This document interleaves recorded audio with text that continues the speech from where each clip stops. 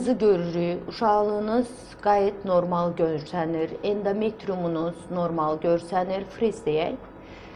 Endometrium qalınlığınıza baxaq. Endometrium qalınlığınız hardasa 10,4, 10-cu günündə, 10-cu 11-ci günündəsiniz ay başınızın. Doğrumu? Son adət tarixiniz nə zaman idi? 4-ü, bəli. Bugün də ayın 16-sı, tamamən 15-i bugün, bəli. 4'ü 15'i tam doğru dedik. 10-cu 11-ci günündəsiniz. Uşaqlığınızın arxa divarında bir fibroma var. Tamamen önemsizdir. Qorxmayın, sizi qorxutmasınlar. Friz. Bu miyoma heç bir şey etmənizə ehtiyac yoxdur. Sadəcə takibə ehtiyac var. Yəni nə edəcəyik? 6 ay veya ildə bir bu miyomu tekrar ölçəcəyik. Əgər bir böyümə varsa, o zaman sizinlə danışacağıq. Əgər böyümə yoxdursa, böyüməni də belə deyim. Məsələn, indi mən bu miyomu ölçürəm 2,28-in 2,20-yə. Yəni heç 3 santimə çatmır.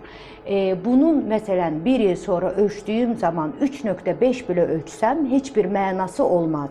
Yəni az bir böyümələr bir məna daşımaz. Və ya başqa bir yerdə təkrar başqa biri kalibri qoyub ölçərsə, biraz böyük ölçərsə, yox bu çox böyüyüb, 2,28-dən 3,5-ə çıxıbsa inanmayın. Nə zaman önəmlidir? Əgər biz 6 ay sonra hal-hazırda bu miyomu 2,28 görürük.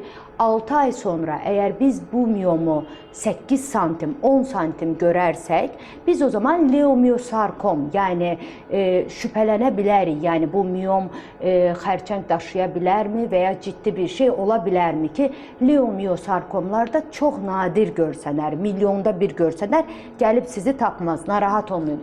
Amma yenə də bunların takibi mütləq ildə birdir. Bu balaca miyomların. Bəli, bu miyomla hamilə də qalarsınız 10 dəfə, 10 dənə uşaqda doğarsınız. Buna görə narahat olmayın. Bunu deməyimin səbəbi də başqa yerdə baxıb sizi qorxudub əməliyyat və ya başqa bir şey önərməsinlər. Uşaqlıq boynunuzu normal görürük, az bir orada gel görürük, heç bir məna daşımır. Gəldik yumurtalıqlarınıza. Yumurtalığınızın biri gayet normal, Aytaç göstərirsən də, gayet ultrasonda aydın görsənən və çox gözəl görsənən bir yumurtalıq. Biraz böyük daha yaxınlaşsın. Bu bir yumurtalığınız gayet sağlıklıdır. Antral folikülləriniz yetərlidir.